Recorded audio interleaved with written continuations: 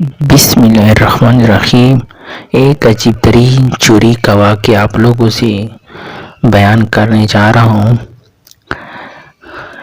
ایک نہایت شاطر اور ماہر چور نے چوری کی خاطر مہنگا لباس زیب تن کر کے معزز اور محترم دکھائی دینے والے شیخ جیسا حلیہ بنایا اور صراف بازار میں سونار کی ایک دکان کے اندر چلا گیا۔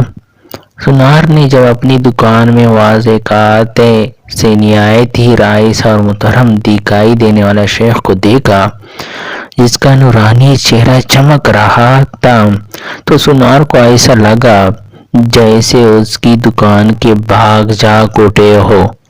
اسے پہلی بار اپنی چھوٹی سی دکان کی عزت و وقار میں اضافے کا احساس ہوا۔ سونار نے آگے بڑھ کر شیخ کا استقبال کیا۔ شیخ کے بہروپ میں چور نے کہا، آپ سے آج خریداری تو ضرور ہوگی، مگر اس سے پہلے بتائیں کہ آپ کے لیے ممکن ہے کہ آپ اپنی سخاوت سے ہمارے ساتھ مسجد بنانے میں حصہ ڈالیں؟ اس نیک کام میں آپ کا حصہ خواہ ایک درہم ہی کیوں نہ ہو۔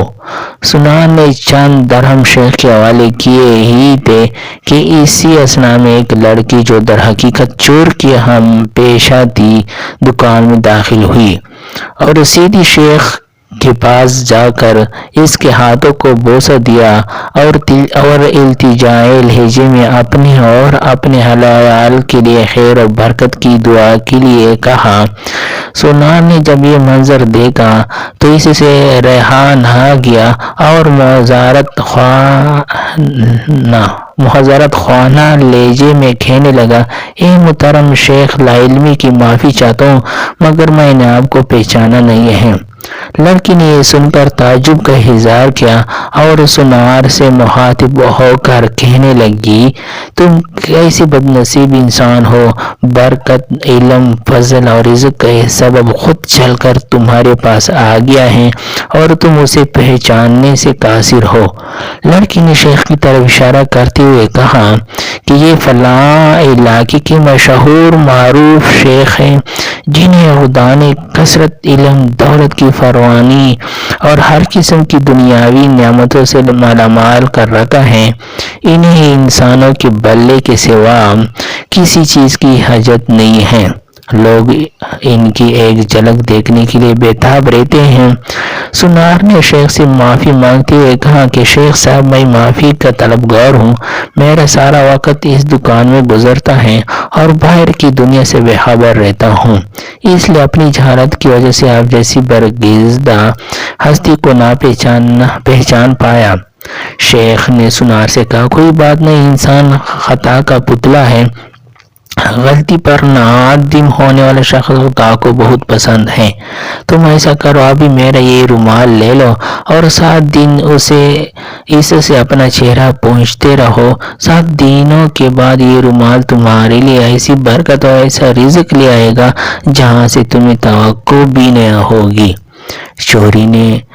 جوہری نے پورے ادب و احترام کے ساتھ رومال لیا، اسے بوسہ دیا، آنکھوں کو لگایا اور اپنا چہرہ پونچھا تو ایسا کرتے ہی وہ بے ہوش ہو کر گرا۔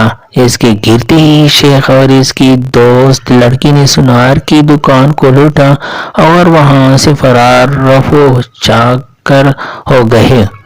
اس واقعے کو جب 4 سال گزر گئے اور سونار رو دھو کر اپنے نقصان بھول چکا تھا تو 4 سال کے بعد پولیس کی وردی میں ملبوس 2 اہلکار سونار کی دکان پر آئے۔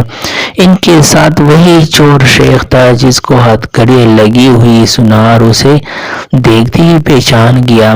ایک پولیس والا سونار کے پاس آ کر پوچھنے لگا، کیا آپ اس چور کو جانتے ہیں؟ کیونکہ آپ کی گواہی سے ہی قاضی اسے سزا سنا سکتا ہے۔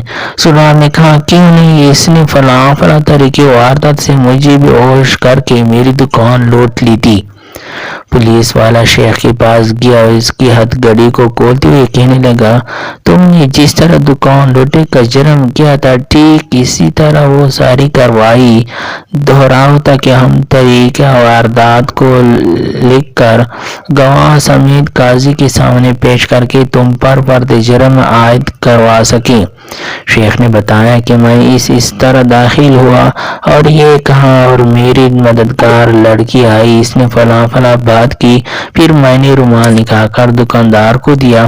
پولیس والے نے جب سے ایک رومال نکال کر شیخ کو تھمایا، شیخ نے سونار کے پاس جا کر اسی طریقے سے اسے رومال پیش کیا تو پولیس والا سونار سے کہنے لگا، جناب آپ بالکل ٹھیک اسی طریقے سے رومال کو چہرے پر پھیرے جیسے اس دن پھیرا تھا۔ سونار نے ایسے ہی کیا اور وہ پھر سے بے ہوش ہو گیا۔ شیخ نے اپنے دوستوں کی مدد سے دوبارہ دکان لوٹ لی جنہوں نے پولیس والوں کا بھیس بدل رکھا تھا۔ آج ہمارے ملک کا بالکل یہی حال ہے۔ ہر چار سال بعد چور بھیس بدل کر ہمارے پاس آتا ہے اور چکنی چپڑی باتوں سے ملک اور عوام کا سامان لوٹ کر پتلی گلی سے نکل لیتا ہے۔ ہر دفعہ ایک نیا منظر، نیا لباس، نئے بہروپ، نئی شکل اور نیا ہاربہ جس سے عوام دھوکہ کھا کر اعتبار کرتی ہے اور آخر میں معافی سمیت نکلتا وہی چور۔